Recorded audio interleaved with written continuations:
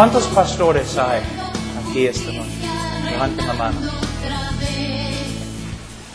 Okay. Muchas veces, pastores, nosotros pensamos en el evangelismo, hay que evangelizar. Y es cierto, tenemos que evangelizar. Como ustedes saben que esta iglesia es una iglesia que evangeliza. Predica en las calles, los buses, hay que evangelizar. También tenemos que predicar mensajes evangelísticos en la iglesia. Es necesario. Pero pastores, si uno está predicando mensajes evangelísticos cada domingo en la mañana, cada domingo en la noche, cada miércoles, hay un problema. Hay que alimentar a las ovejas. Pastores. Hay algunos pastores que dicen y tienen razón. Yo voy a predicar a los incrédulos en la calle. En la iglesia voy a dar comida a las ovejas. Dios dice en los profetas, mi pueblo se destruye por falta de conocimiento. La vida cristiana es más que un mensaje evangelístico. El creyente tiene que aprender acerca de los atributos y obras de Dios. El creyente tiene que aprender acerca de la persona de Cristo y su obra en Calvario. Tiene que aprender de cómo Cristo es mediador y lo que significa. Un cristiano tiene que tener un conocimiento sólido de la justificación, la santificación.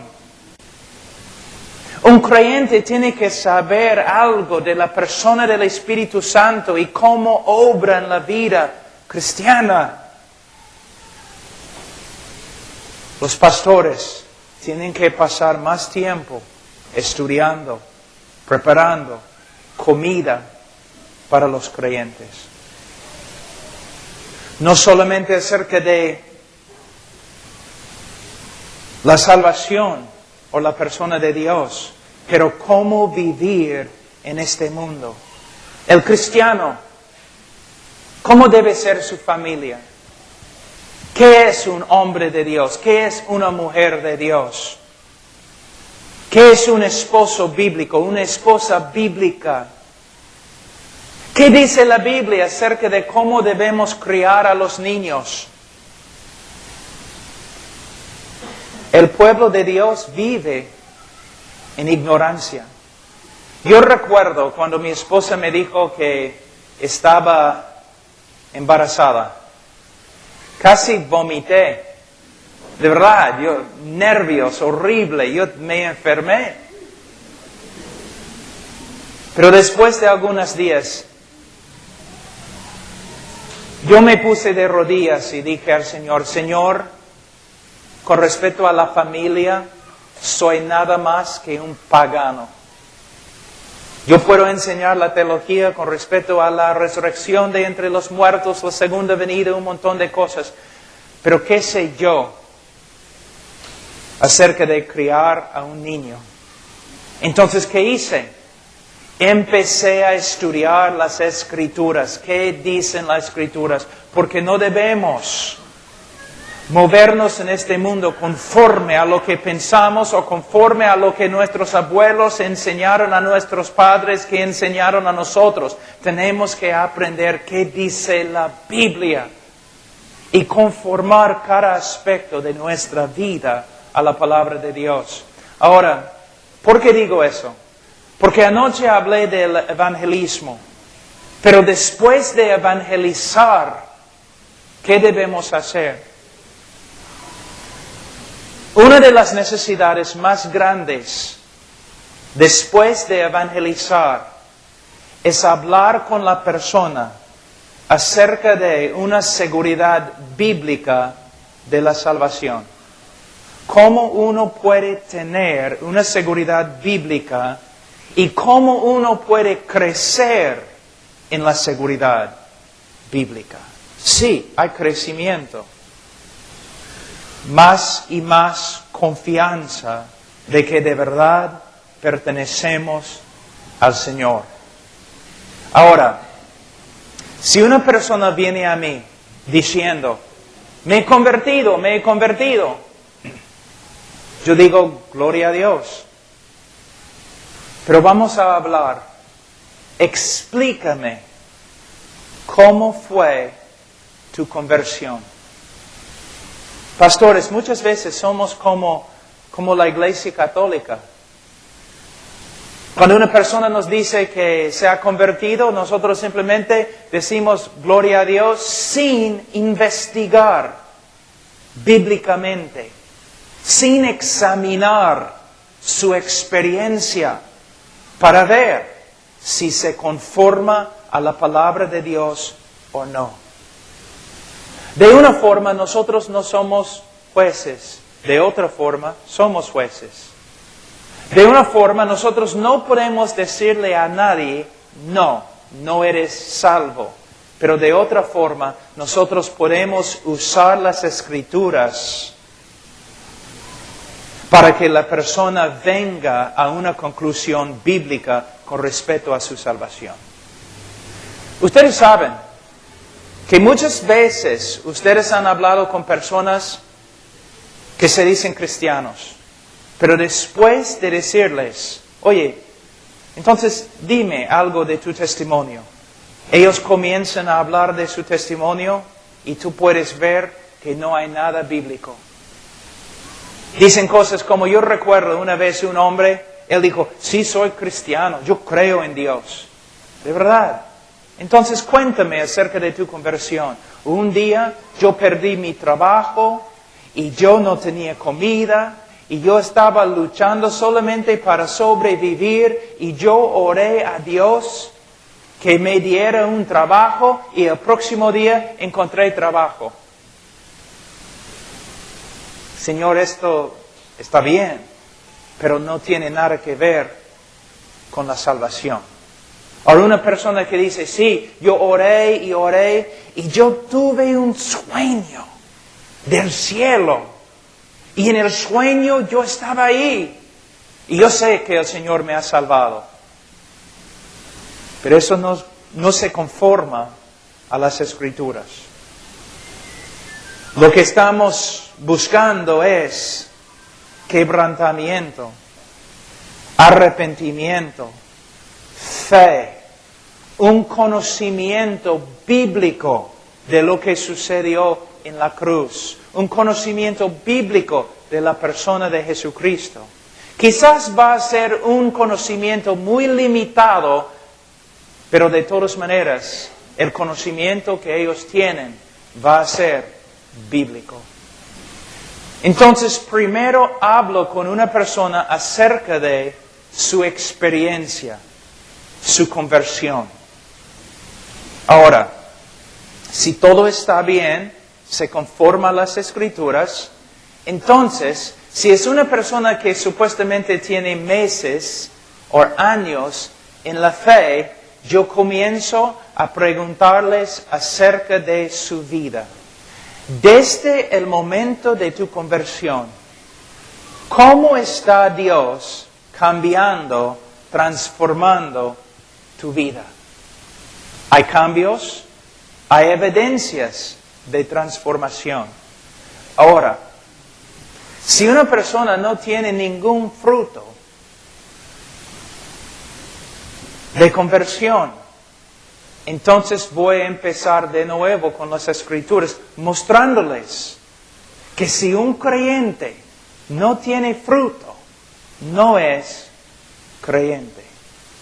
Y muchas veces es difícil porque ahora no solamente tienes que enseñar, sino tienes que tumbar las mentiras que están creyendo. Hay muchas personas que dicen, pero yo sé que soy salvo porque el sueño fue tan real. Entonces tienes que tumbar la mentira que está creyendo. Señor, un sueño no significa nada. Hubo arrepentimiento y fe, y desde ese momento tu vida está cambiando. Ahora, Muchas veces una persona viene al pastor que tiene quizás años en la fe y dice, yo dudo mi salvación. ¿Qué debe hacer el pastor? Bueno, muchos pastores hacen lo siguiente.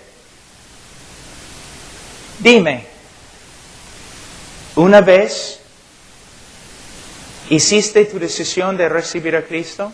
Sí. ¿Fuiste sincero cuando oraste? Sí. Entonces, eres creyente. El diablo está simplemente molestándote. Pero vemos en la Escritura que no es la práctica bíblica de los apóstoles, no es el método bíblico de los apóstoles. Cuando una persona duda su salvación, debemos examinar su conversión, su experiencia, pero también debemos examinar su vida. Vamos a 2 Corintios, capítulo 13.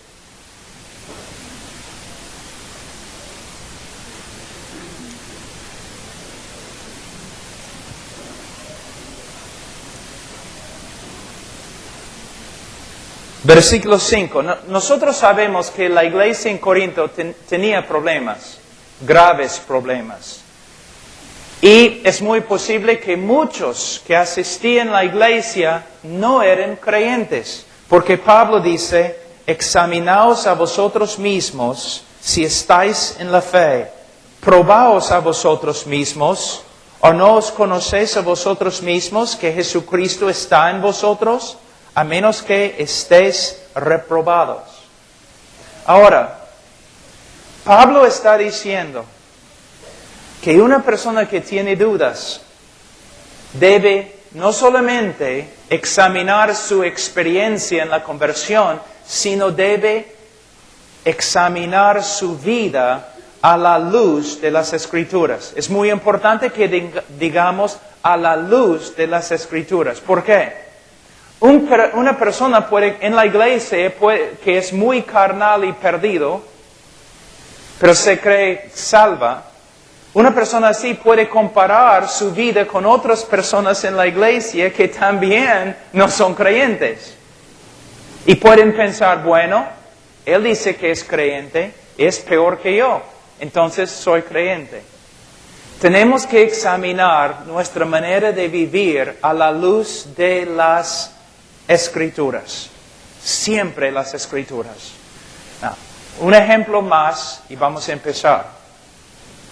¿Qué pasa si en mi iglesia hay una persona que supuestamente se convierte y aún es una persona que fue bautizada, pero después de 2 o 3 años la persona se aparta de la fe y comienza a vivir en el mundo? Bueno, si soy un buen pastor, yo voy a reconocer el problema antes que el hermano vaya al mundo. ¿Me entienden, hermanos? Si soy un buen pastor, preocupándome por las ovejas, yo voy a saber que hay problemas antes que el hermano vaya al mundo. De nuevo, el trabajo de un pastor es muy difícil. Y por eso tengo dudas con respecto a las mega iglesias que son tan grandes que los pastores ni conocen a las personas que son miembros de la iglesia. Porque el pastor tiene que cuidar todo el rebaño. Pero vamos a decir que tengo una persona en la iglesia que fue bautizada, está en la iglesia 2 o 3 años, o quizás 15, y comienza a extraviarse. ¿Qué hago? Les enseño lo que no voy a hacer. Cuando un hermano se aparta de la fe, muchas veces el pastor va y dice algo así. Mira, eres cristiano, no debes portarte así. Está mal. Eres cristiano, no debes vivir así. Está mal. El pastor debe ir y decirle lo siguiente. Mira, confesaste a Cristo hace 5 años atrás y fuiste bautizado y has estado en esa iglesia 5 años, creciendo, manteniéndote ahí fiel, pero ahora te has apartado. Debes tener miedo, hermano, porque si tú sigues alejándote más y más de la iglesia y de Cristo, es evidencia que tú nunca fuiste convertido. Vuelve, demuestra que de verdad eres creyente. Por causa del evangelismo superficial con respecto a los niños, ¿saben qué? Yo no permitiría que mis hijos asistieran. Yo no permito que mis hijos asisten 95% de las escuelas dominicales en las iglesias en el día de hoy. No voy a permitirlo. Para nada. ¿Por qué? Las hermanitas que están enseñando no entienden lo que es el evangelio. Y tienen un evangelio tan superficial que pueden llevar a mis niños a tener una seguridad falsa. Fíjate, ¿no? Los niños están allí y la maestra entra y dice, ¿cuántos niños acá aman a Jesús? ¿No? ¿Y qué hacen los niños? Yo amo a Jesús. Solamente hay un niño ahí en un saco negro que dice, no, soy del diablo. Pero los demás, yo amo a Jesús. ¿Amas a Jesús? Sí, maestra, amamos a Jesús. ¿Cuántos quieren pedir que Jesús entre en su pequeño corazón? Yo. Eso no. Mis hijos, no. No puedo confiar en la mayoría de las escuelas dominicales. Para nada. Porque mayormente esos jóvenes, estos niños se convierten. Porque oraron su oración. Y crecen en la iglesia. Entonces crecen en una cultura eclesiástica. Saben cómo vivir cuando los demás están mirando. Ellos han aprendido el idioma de la iglesia y todo. Pero cuando empiezan a crecer y cuando tienen 15, 16 años, comienzan a apartarse. Se ve en la cara, en su manera de vestirse, en todo se ve. Comienzan a apartarse y su mamá está allí hablándoles, pero eres cristiana, no debes estar allí andando en la calle, eres cristiana. No, las mamás deben decir, mira, tú confesaste a Cristo, pero ahora estás viviendo como una incrédula. Quizás porque eres una incrédula. Vuelve a Cristo, vuelve a la iglesia, demuestra que tu conversión fue sincera, verdadera. Tenemos una opinión muy superficial de la salvación. La salvación verdadera siempre produce fruto. Fruto que se ve. Fruto que se puede examinar. Si este fruto no se ve, entonces el pastor debe entrar y advertir a la persona que quizás no conoce a Cristo. Ahora, debemos usar las Escrituras para hacer eso. Voy a mostrarles algunos textos que a través de la historia de la iglesia se han usado para ayudar a las personas para ver si de verdad son cristianos o no. El primer texto se encuentra en el libro de Mateo, capítulo 5.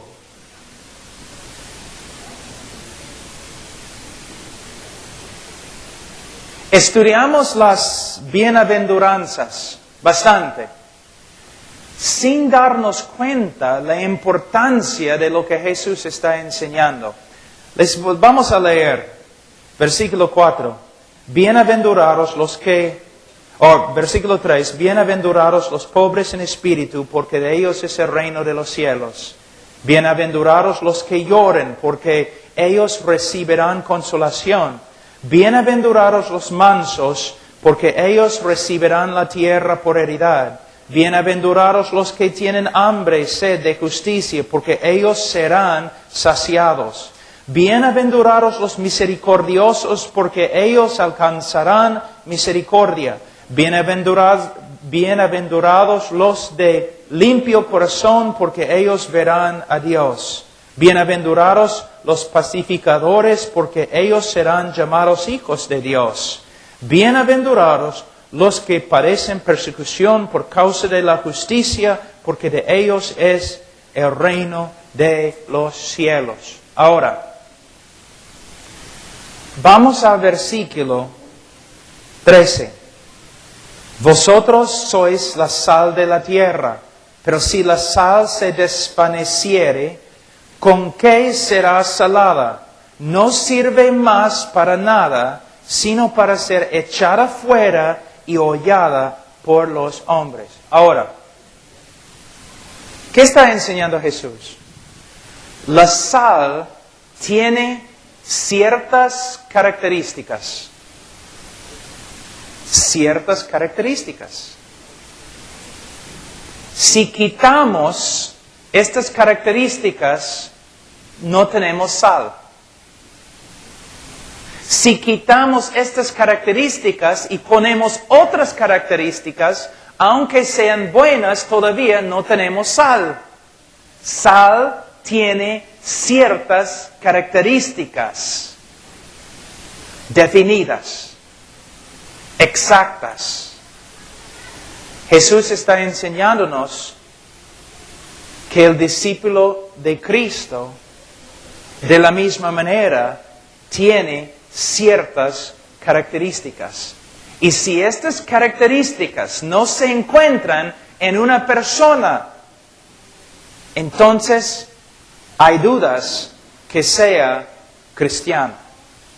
¿Cuáles son estas características?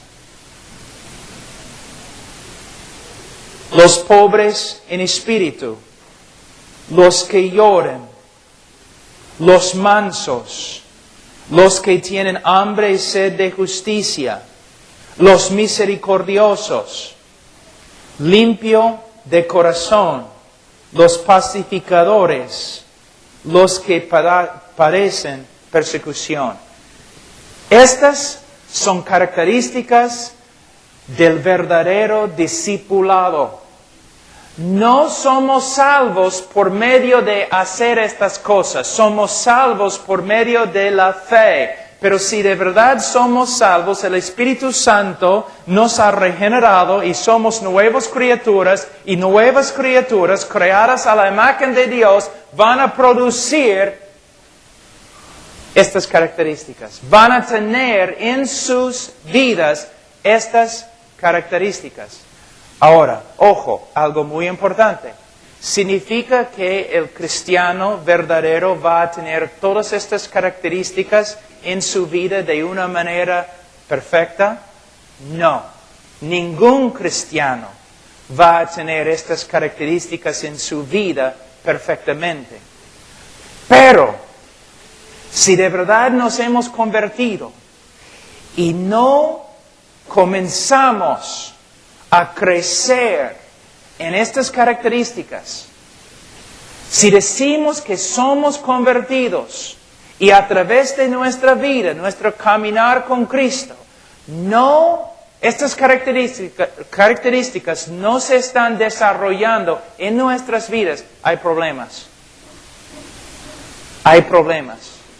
Entonces voy a una persona que está dudando su salvación y empiezo a hablar con él acerca de la pobreza en espíritu. ¿Qué significa?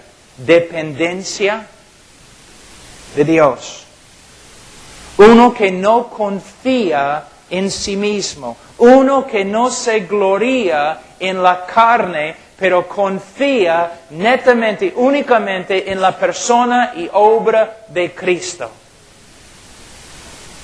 Y yo pregunto, hermano, ¿es una descripción de ti?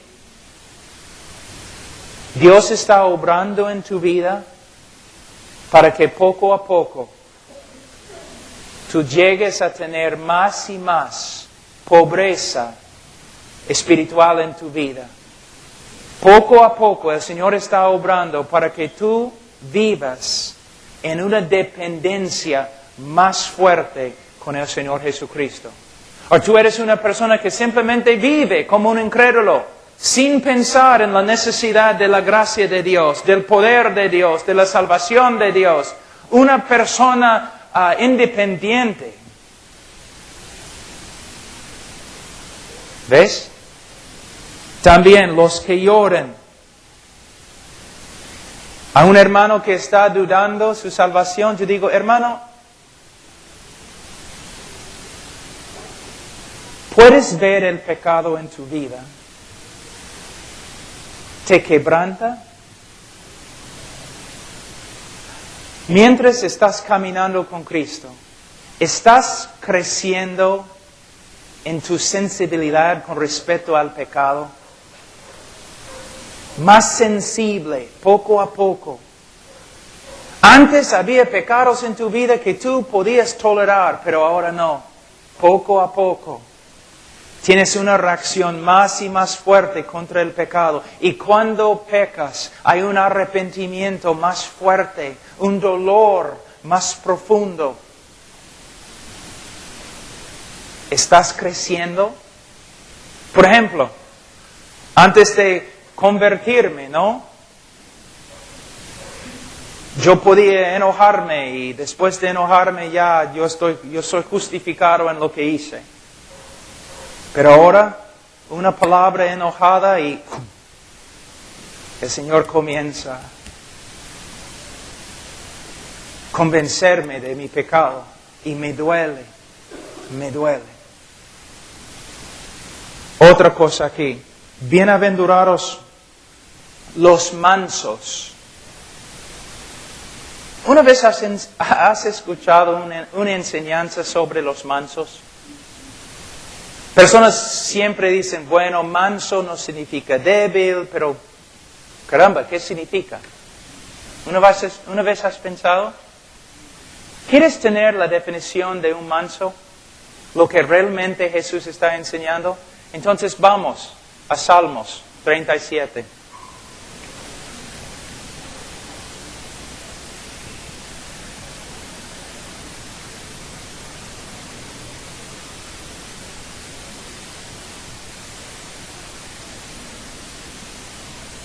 Versículo 11. Pero los mansos heredarán la tierra y se recrearán con abundancia de paz. Entonces Jesús ha sacado eso del Antiguo Testamento, del libro de Salmos. Pero todavía, Pablo, ¿qué es un hombre manso? Bueno, Salmos 37 nos dice, versículo 1. No te impacientes a causa de los malignos, ni tengas envidia de los que hacen iniquidad. Algunas características de un hombre manso. No tiene envidia de los malos y no se inquieta por causa de ellos. Él se da cuenta, versículo 2, que como hierba serán pronto cortados y como la hierba verde se secarán. El manso es un hombre que confía en Jehová y hace el bien aunque está rodeado por hombres malos. Y él, dice de él, habitará en la tierra y se apacentará de la verdad.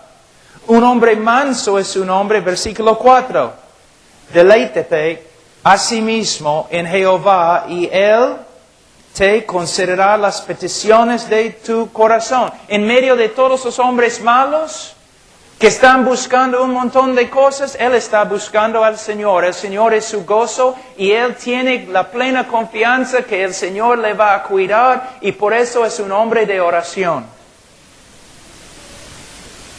Versículo 7.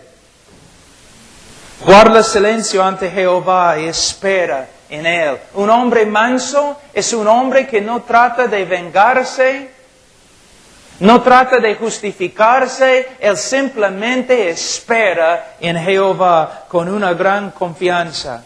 No te alteres con motivo del que prospera en su camino, por el hombre que hace maldades. Deja la ira y desecha el enojo. No te excites en manera alguna a hacer lo malo.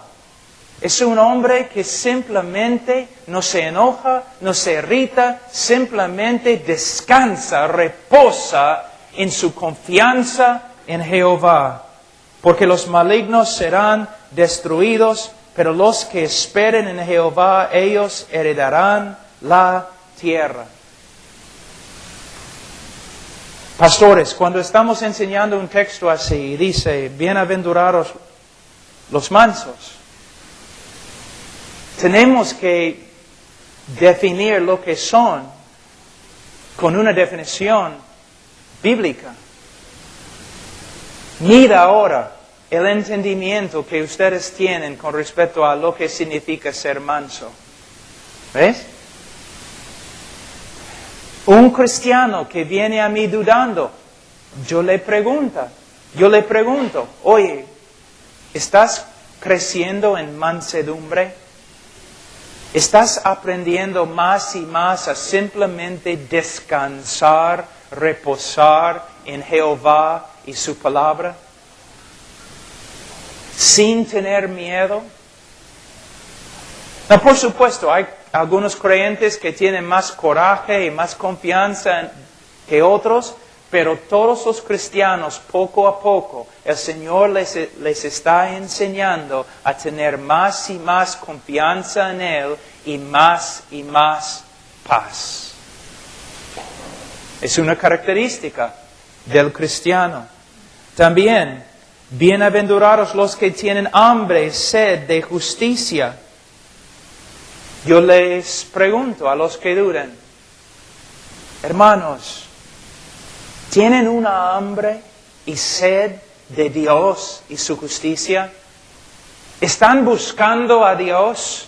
¿Quieren ser más conformes a su voluntad? ¿O ustedes están allí, no, satisfechos, sin buscar a Dios, sin desear crecer en su voluntad y conformidad a su Hijo?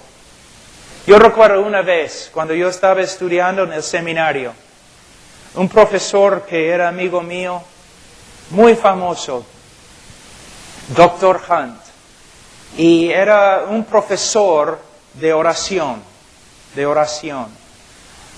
T.W. Hunt. Y un día yo llegué a su oficina así, y él siempre me miraba así. Pablo, ¿ahora qué? Pero Dr. Hunt, yo quiero ser como Cristo, pero muchas veces yo lucho con el pecado, no soy un hombre justo, no soy santo, siempre estoy fallando, ya me voy a morir. Me senté ahí en la silla. Y él me miró y se levantó del escritorio, se me acercó y puso sus manos sobre mis hombros, así. Y él dijo, en el nombre de Jesucristo, te declaro bienaventurado. Y se sentó. Y yo, ¿qué pasa con este, no? Y él dijo, tú no entiendes, ¿no? No, Dr. Hunt, no entiendo. ¿Nunca has leído Mateo 5, 6? Bienaventurados los que tienen hambre y sed de justicia. Pablo, tú entraste en mi cuarto, en mi oficina, con hambre y sed de justicia, reconociendo que no eres conforme a Cristo como quieres ser conforme a Cristo. Tú quieres ser más justo, más santo. Tú tienes hambre y sed de conocer a Dios y reflejar su gloria en este mundo. Pablo, esa es la marca de un creyente. El diablo está usando esto para condenarte cuando en realidad es la evidencia de que perteneces a Cristo. ¿Ves? Una vez has pensado en tu corazón, has expresado a otro hermano, caramba, es como si no crezco, yo quiero ser más. Yo quiero ser más conforme a la persona de Cristo. Yo quiero entender su palabra. Yo quiero conocer a Dios, pero soy tan torpe y no soy santo. Es evidencia. Los incrédulos no hablan así. Los miembros de la iglesia que no son creyentes no hablan así. Cristianos hablan así. ¿Hablas así? ¿Hay un deseo creciente en tu corazón de ser más y más como Cristo?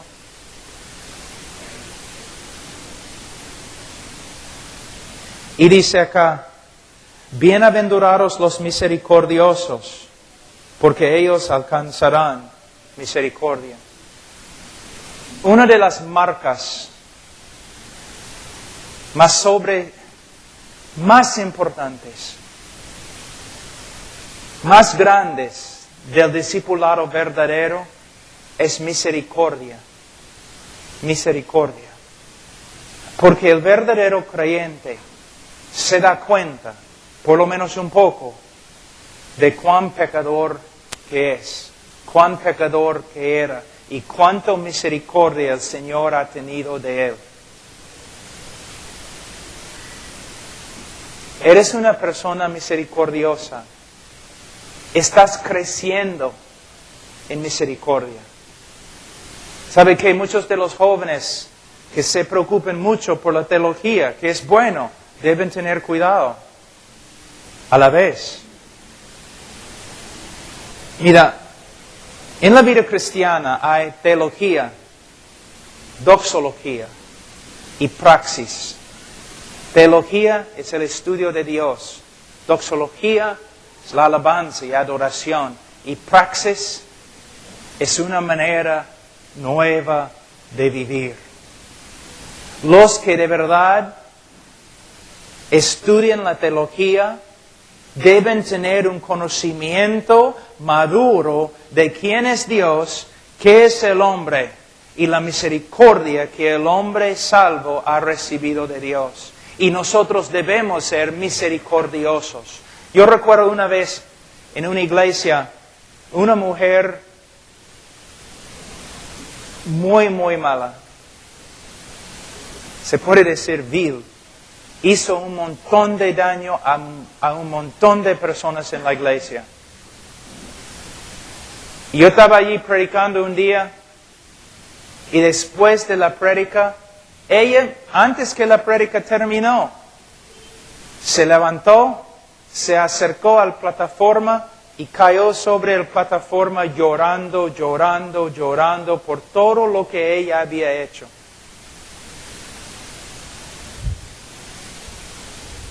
Lo que me preocupaba es que nadie en la iglesia se acercaba a ella.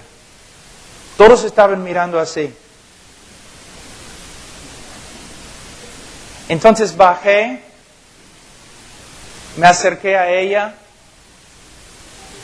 y empecé a orar por ella. Luego, personas se enojaron conmigo. ¿Puedes creerlo? Se enojaron conmigo diciendo, ¿cómo pudiste tocar a esa mujer después de todo lo que ella ha hecho? Yo les dije, porque si no hay esperanza para ella, yo también tengo que ir al infierno. Si ella no Si ella ya ha ido más allá que la misericordia de Dios, entonces todos nosotros. Yo salí de la iglesia no dudando la salvación de ella, sino dudando la salvación de todos los santos. ¿Te das cuenta lo que eras antes que Cristo entrara en tu corazón? Antes que Él entró en tu corazón, ¿te das cuenta? No te das cuenta, yo tampoco. Sería una pesadilla saber. Borrachos, fornicarios, idólatras, un montón de cosas, todos nosotros. Y Cristo nos salvó, nos limpió. Entonces, una de las marcas más importantes del discipulado verdadero, de conversión verdadera, es misericordia. Misericordia. ¿Sabe lo que es la diferencia entre la justicia, la misericordia y la gracia? Vamos a decir que yo tengo un hijo, único hijo, que amo. Amo. Y un día, mi vecino secuestra a mi hijo, tortura a mi hijo y mata a mi hijo en su sótano. Venganza.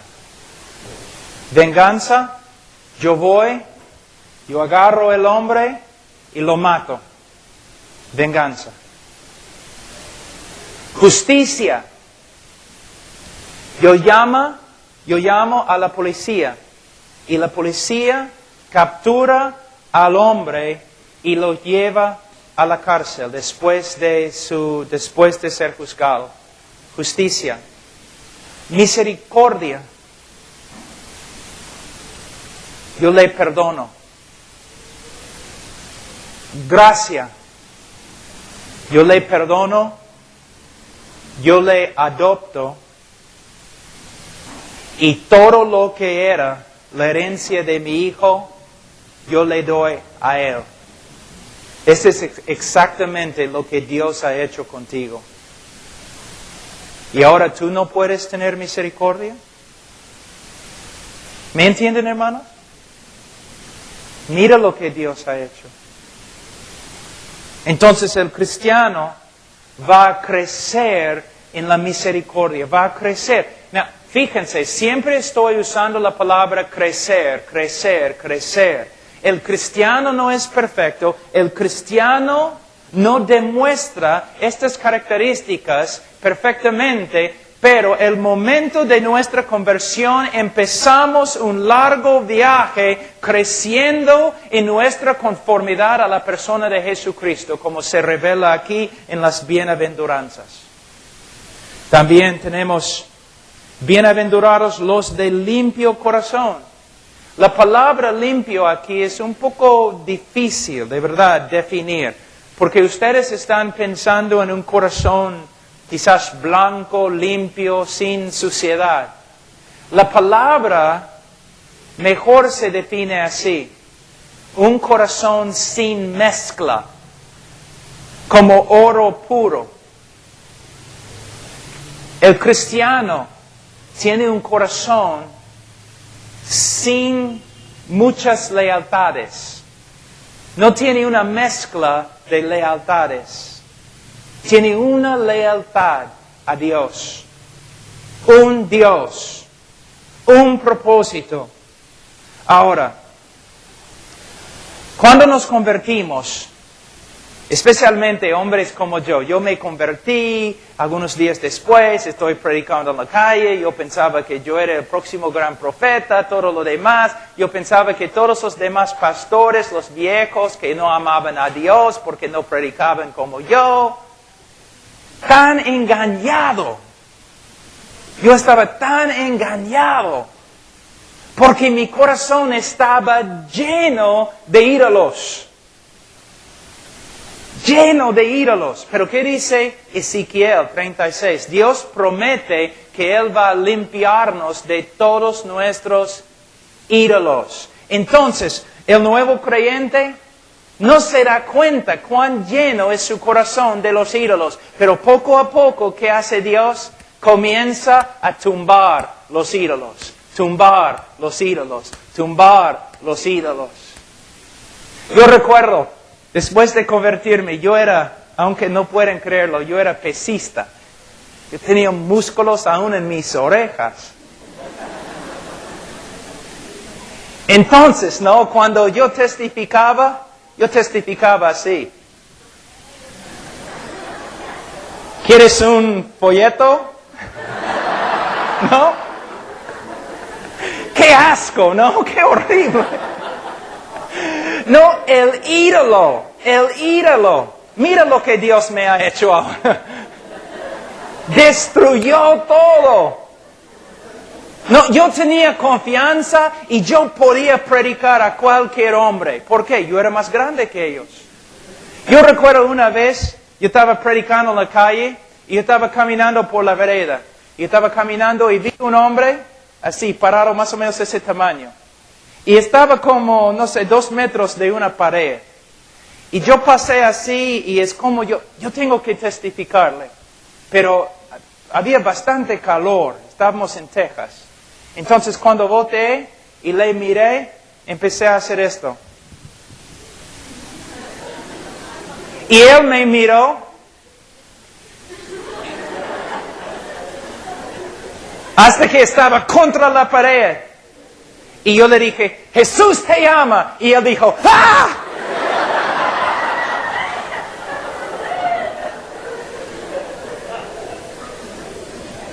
Yo pensaba que me ibas a pegar. Oye, debes aprender cómo testificar. Entonces mi ídolo era mi tamaño, mi fuerza. ¿Qué hizo el Señor? Aplastó el ídolo. Gloria a Dios. Y sigue haciéndolo. Entonces, una de las evidencias grandes que eres cristiano es que el Señor va aplastando los ídolos en tu vida. Así. Un pastor que toda su vida es su iglesia, si el pastor pertenece al Señor, va a aplastar la iglesia. Él, mira, con respecto a los ídolos se puede decir, el Señor no tiene misericordia. Él destruye a los ídolos. Entonces el cristiano verdadero, poco a poco, más y más, un corazón limpio. Limpio.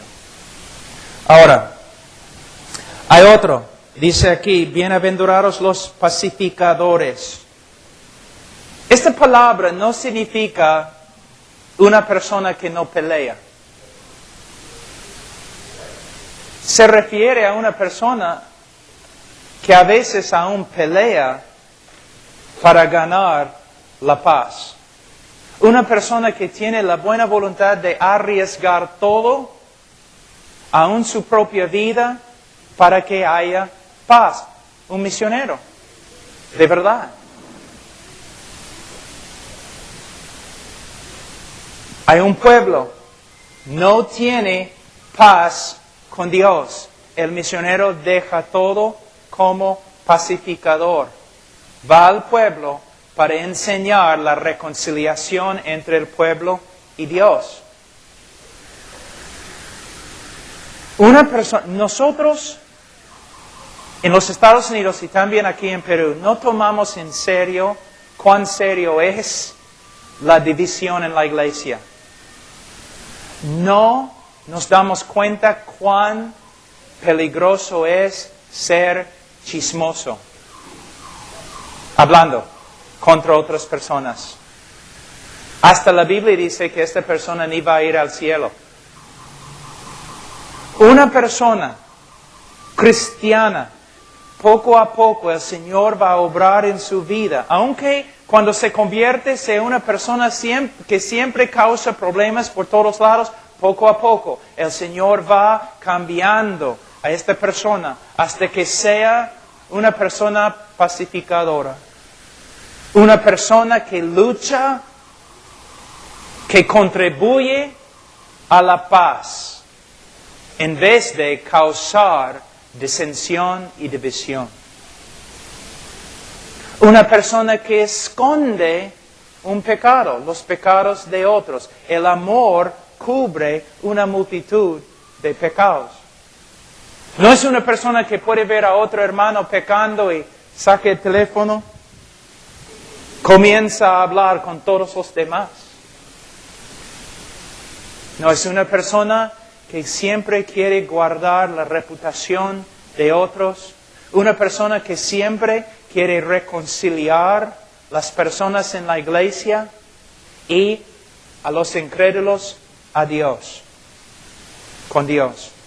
Ahora, también dice, bienaventurados los que padecen persecución.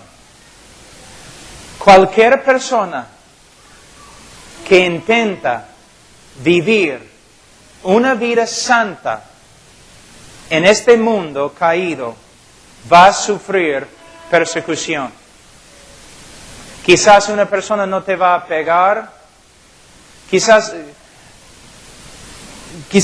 no va a ser persecución física o una persecución mental, pero los incrédulos tarde o temprano te van a causar problemas.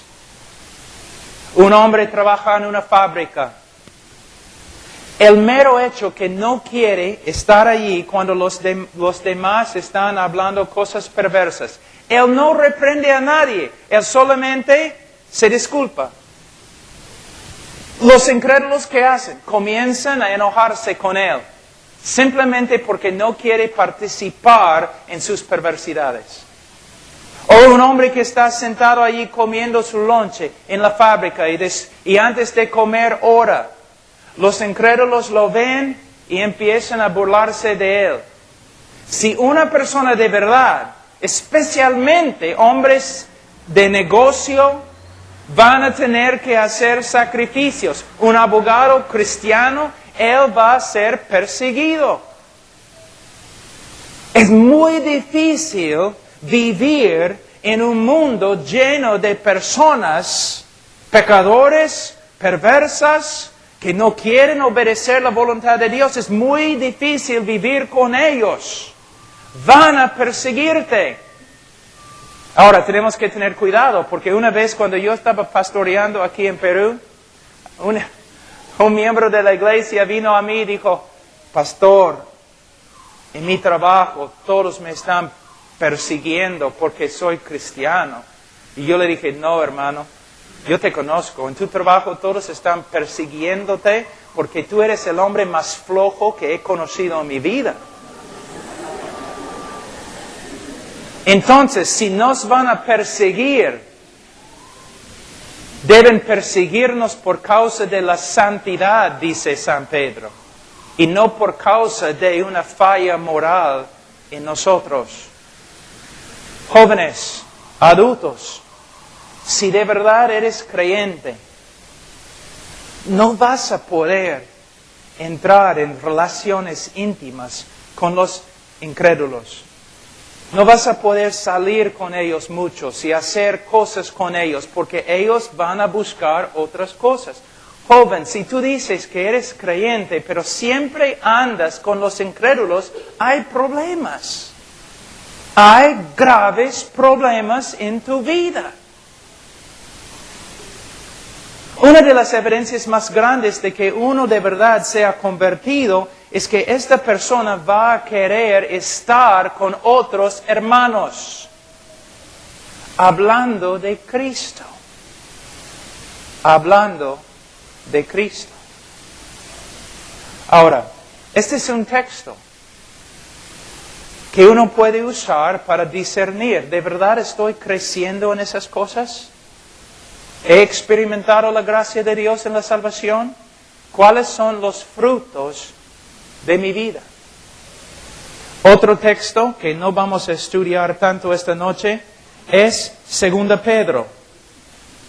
Este texto históricamente se usaba bastante por los pastores cuando estaban aconsejando a los que dudaban su salvación.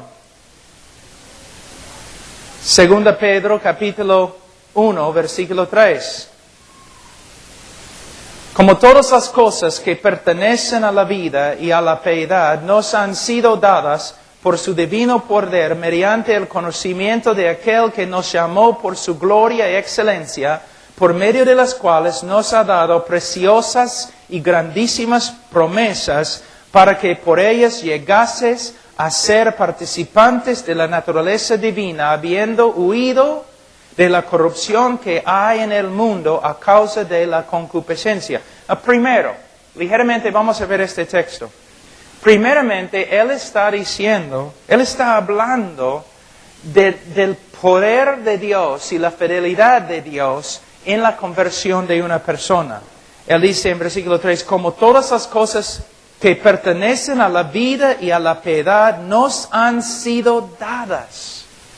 Cuando una persona se convierte, cuando una persona ha sido regenerada por el Espíritu Santo, Él recibe todo lo que necesita para vivir la vida cristiana con piedad. Dice, han sido dadas por su divino poder mediante el conocimiento de aquel que nos llamó por su gloria y excelencia. El propósito de la salvación es la gloria, es para manifestar la gloria y la excelencia de Dios. Mira, yo voy a mostrarles cómo funciona. Dios dice, yo voy a mostrar mi gloria. Yo voy a mostrar cuán poderoso que soy. Yo voy a demostrar, yo voy a revelar mis excelencias. Y los ángeles preguntan, ¿y Dios cómo vas a hacerlo? Por medio de salvar a este pecador. Ahora,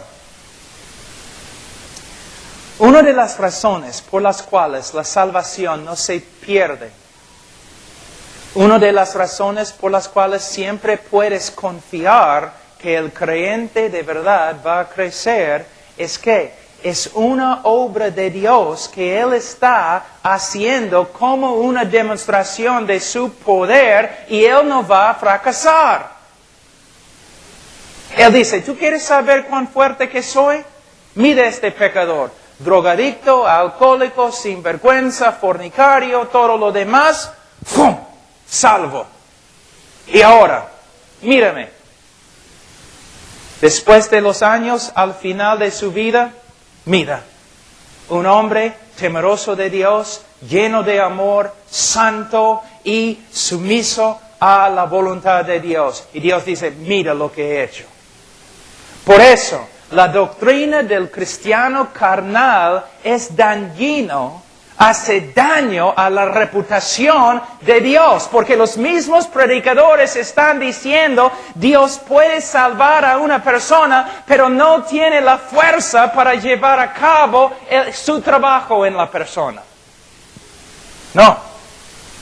Él siempre, la obra que Él ha comenzado, Él va a cumplir. ¿Por qué? Tiene todo que ver con su reputación. Moisés, después de la idolatría de Israel, Dios no probó a Moisés y dijo, básicamente, Moisés, aléjate, voy a destruir a todo el pueblo de Israel y voy a hacer un pueblo de ti. Y Moisés intercedió diciendo, básicamente, no, Señor, no puedes. Porque si tú matas a Israel aquí en el desierto, todos tus enemigos, los egipcios, van a decir que aunque tú tenías suficiente poder para sacar a tu pueblo de Israel, de Egipto, tú no tenías suficiente poder para meterlos en la tierra prometida. ¿Ves? Todo tiene que ver con la reputación de Dios. Por eso, Dios siempre va a perfeccionar la obra que Él ha comenzado en una persona. Ahora, dice 4, por medio de las cuales nos ha dado preciosas y grandísimas promesas, para que por ellas llegases a ser participantes de la naturaleza divina, habiendo huido. Una de las marcas, una de las características de un cristiano verdadero es que él ha huido de la corrupción que hay en el mundo a causa de la concupiscencia. Una persona que sí se dice cristiano, pero tú no puedes ver nada de separación en su vida, hay problemas. Una persona que se dice cristiano, pero puede vivir constantemente en el mundo, no quiere huir de la corrupción, hay problemas. Grandes problemas. Como la esposa de Lot. No quería huir de Sodoma y Gomorra. Y murió bajo el juicio de Dios. Una persona, no me importa lo que diga con la boca, pero una persona que se dice cristiano, que vive en el mundo y no quiere huir de la corrupción que hay en el mundo, no tiene nada de separación en su vida, no tiene ningún deseo de ser santo, va a morir bajo el juicio de Dios como la esposa de Lot. Ahora, vosotros también, poniendo toda diligencia por esto mismo. Ahora, podemos ver cómo en Filipenses capítulo 2. En Filipenses capítulo 2, Pablo está hablando de la santificación. Vamos un ratito, marca tu lugar en 1 Pedro y vamos a Filipenses.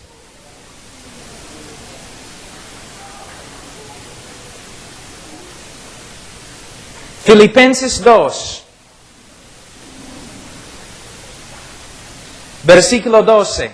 Pablo está hablando de la santificación y dice, por tanto, amados míos, como siempre habéis obedecido, no como en mi presencia solamente, sino mucho más ahora en mi ausencia, ocupaos en vuestra salvación con temor y temblor, porque Dios es el que en vosotros produce así el querer como el hacer, por su buena voluntad. Ustedes pueden ver los dos lados de la moneda de santificación. El lado divino, Dios está trabajando en nosotros, produciendo así el querer como el hacer por su buena voluntad. Es lo que Dios está haciendo en cada creyente, porque somos hechura suya.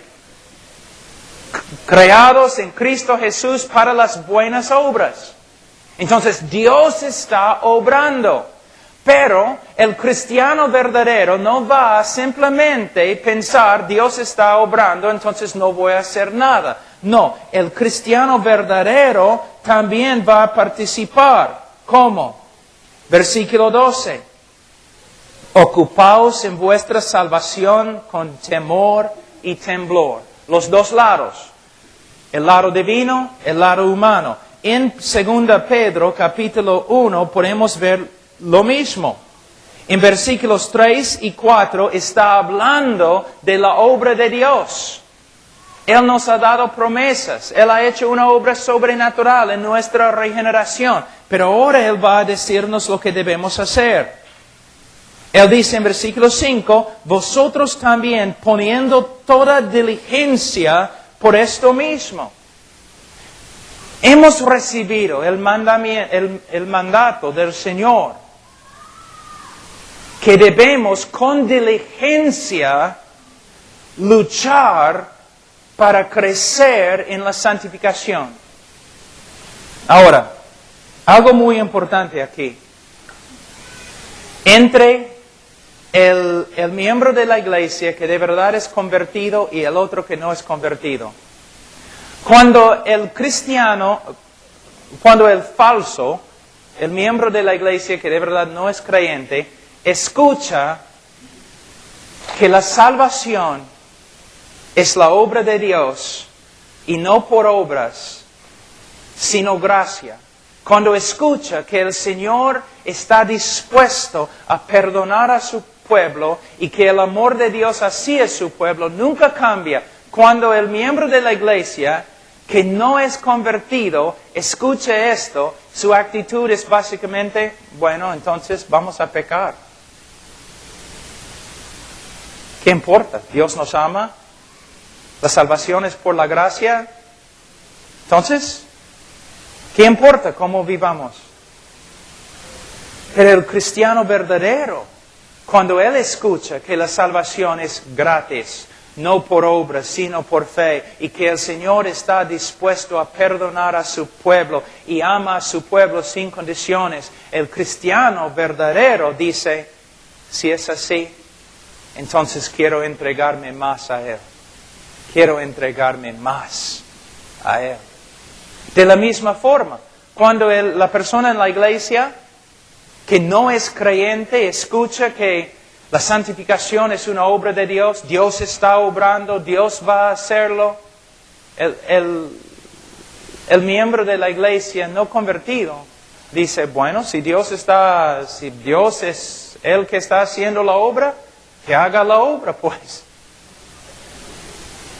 Pero el cristiano dice, si Dios está obrando en mí, entonces yo también voy a luchar con todo mi corazón.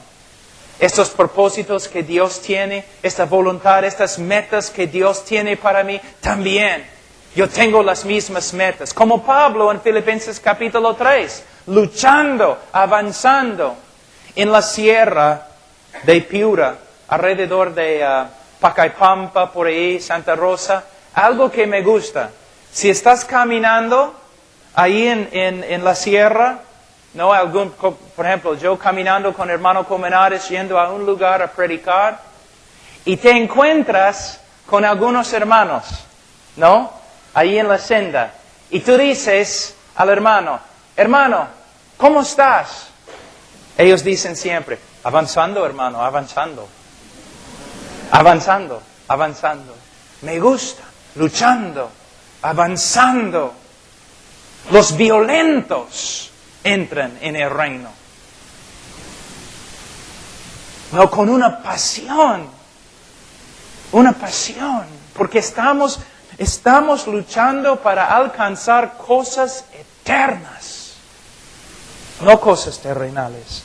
Ahora, Él dice, vosotros también, como Dios está obrando, vosotros también, poniendo toda diligencia por esto mismo, añadir a vuestra fe virtud.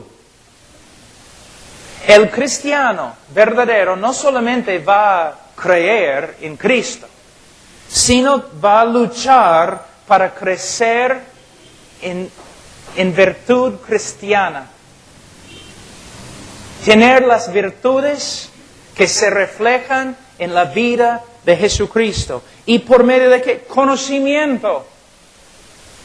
Un cristiano verdadero va a querer crecer en su conocimiento de Dios.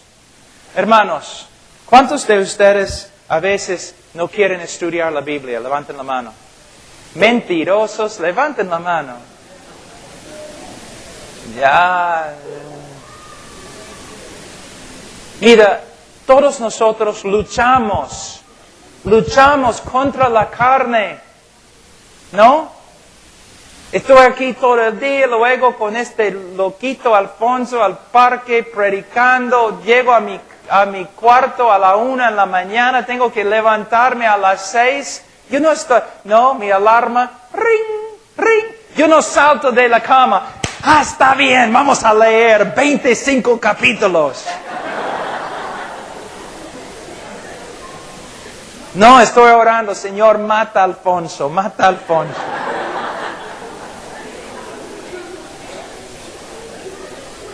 No, mira, todos nosotros luchamos contra la carne. Y no voy a decirte que todos los días quiero leer todo lo que debo leer o que estoy ahí tan concentrado como debo ser. Pero de verdad, en mi vida, yo quiero conocer a Dios más. Y especialmente aquí en Perú, en la República Dominicana, la semana pasada, viendo a esos jóvenes de 25 años que sabían más que yo. Y yo pensé, Señor, quiero saber más, quiero conocerte mejor, Señor, quiero crecer. Cada vez que escucho una prédica que es buena, yo salgo pensando, Señor, quiero saber más. ¿Por qué?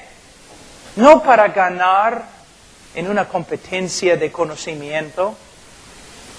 Y como siempre, todas las noches regreso al este hotel y tienen internet por todo el hotel. Ya estoy allí con mi computadora, quiero saber algo de mi esposa, de mi familia, una foto nueva, algo. ¿Por qué? Porque los amo. Quiero conocer. El cristiano verdadero va a crecer en su deseo de conocer a Cristo. También dice conocimiento, dominio propio, control. ¿Por qué? Porque más y más estamos viviendo en el Espíritu. Estamos aprendiendo cómo andar en el Espíritu. Estamos sometiendo aún nuestros pensamientos al señorío de Jesucristo y caminando sumisos al Espíritu Santo. Entonces, dominio propio y paciencia y piedad y afecto fraternal. El amor por los hermanos. De nuevo, una de las marcas más grandes del cristianismo es que tú amas a los demás cristianos. Amas y quieres servir a los demás cristianos. Ahora, simplemente voy a tomar un ratito para hablar del amor.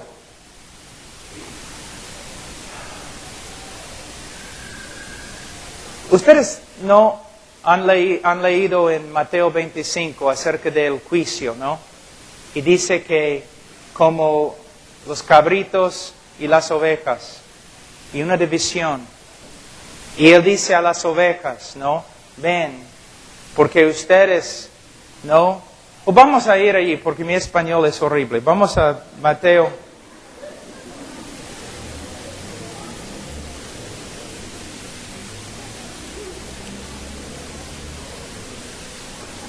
25. Versículo 33 o 34. Entonces el rey dirá a los de su derecha, venid, benditos de mi Padre, heredad el reino preparado para vosotros desde la fundación del mundo. Tuve hambre, porque tuve hambre y me diste de comer, tuve sed y me diste de beber, fui forastero y me recogisteis, estuve desnudo y me cubristeis, enfermo y me visitasteis, en la cárcel y viniste a mí. Entonces los justos le responderán diciendo, Señor, ¿cuándo te vimos hambriento y te sustentamos, o sediento y te dimos de beber? ¿O cuando te vimos forastero y te recogimos, o desnudo y te cubrimos? ¿O cuando te vimos enfermo y en la cárcel y venimos a ti? Y respondiendo el rey les dirá, de cierto os digo que en cuanto lo hiciste a uno de estos mis hermanos más pequeños, a mí lo hiciste. Ahora, ¿por qué cuando escucho este texto, cuando los pastores o predicadores predican este texto, siempre usan este texto como un pretexto, la razón por la cual debemos tener ministerios en la cárcel? La razón por la cual debemos dar comida a los que tienen hambre. Es un texto que se usa para promover la obra social. Este texto no tiene nada que ver con la obra social. No es lo que Cristo está enseñando. Para nada. Ahora, debemos tener obras sociales, debemos visitar a gente que está en la cárcel y testificarles, debemos dar comida a los que tienen hambre, pero este texto no está hablando de eso.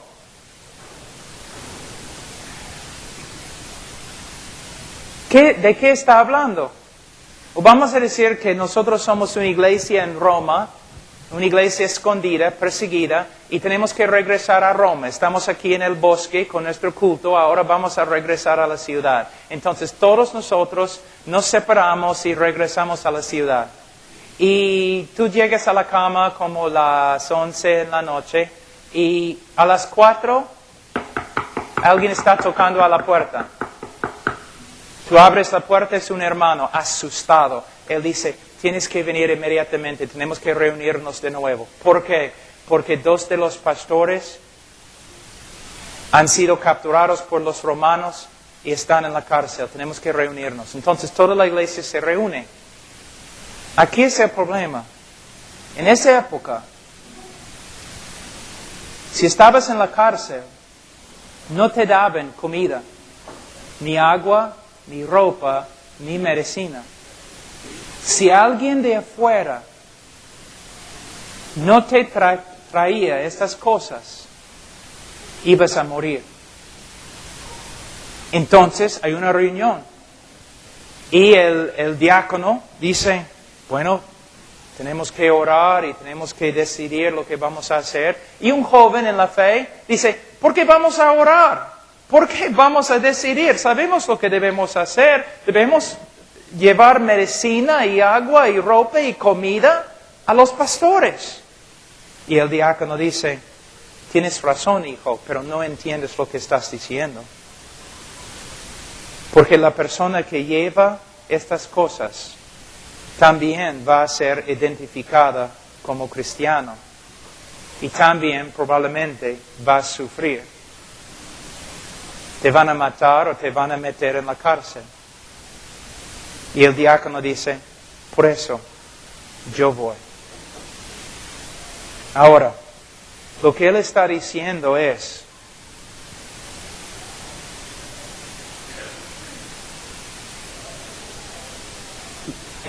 la característica principal del cristianismo verdadero es un amor sacrificador. Porque los creyentes verdaderos decían, vamos, aunque nos cueste la vida. Los falsos cristianos, los que no eran convertidos, decían, mira, yo me gusta estar en la iglesia y todo eso, el cristianismo es bonito, pero estás loco, yo no voy a ir ahí. ¿Ves? Una de las características, si no la característica principal del cristianismo verdadero, es el amor que tenemos para los hermanos. Voy a terminar, no tenemos tiempo, pero puedes usar, ustedes saben, como el fruto del Espíritu Santo. Puedes usar el fruto del Espíritu Santo para ayudar a una persona diciendo, mira, ¿estás creciendo en estas manifestaciones del fruto del Espíritu Santo? ¿O todas estas manifestaciones totalmente son contrarias a tu vida, tu manera de vivir? Ahora, el libro más usado a través de la historia de la iglesia para confirmar la salvación de una persona es el libro de Primera de Juan. Y no tenemos tiempo para estudiarlo. Creo que la última vez que estuve lo hicimos. Pero solamente capítulo 5 de Primera de Juan. Estas cosas, versículo 13, estas cosas os he escrito a vosotros que creéis en el nombre del Hijo de Dios, para que sepáis que tenéis vida eterna y para que creáis en el nombre del Hijo de Dios. Juan es muy interesante. En el libro, en el Evangelio de Juan, él nos dice por qué escribió el libro. Para que creamos en Cristo. Ahora nos dice por qué ha escrito Primero de Juan. Él dice, estas cosas os he escrito a vosotros que creéis en el nombre del Hijo de Dios, para que sepáis que tenéis vida eterna. Entonces, el libro de Juan es una serie de pruebas con las cuales podemos comparar nuestra vida para ver si de verdad Dios ha hecho una obra genuina en nosotros con respecto a la conversión. Capítulo 1, versículo 5. Este es el mensaje que hemos oído de Él y os anunciamos. Dios es luz y no hay ningunas tinieblas en Él. ¿Qué significa? No solamente significa que Dios es santo. Esta frase significa que Dios no es un Dios esotérico, no es un Dios oscuro, no es un Dios escondido. Dios es un Dios que se ha revelado. ¿Ya? Significa lo siguiente: Dios nos ha mostrado quién es y lo que es su voluntad. Entonces, Él dice en versículo 6, si decimos que tenemos comunión con Él, si decimos que somos creyentes y andamos en tinieblas, mentimos y no practicamos la verdad. Lo que Él está diciendo es, si decimos que somos creyentes, pero no andamos en la luz, ¿qué significa? Si decimos que somos creyentes, pero vivimos de una manera que contradice lo que Dios ha revelado acerca de sí mismo y acerca de su voluntad, somos mentirosos. Cuando decimos que somos creyentes. Ahora, de nuevo, Él no está hablando de la perfección. Él dice aquí en versículo 6, andamos. La palabra andar en griego peripateo, que significa caminar, pero más o menos por todos lados. Mira, si examinas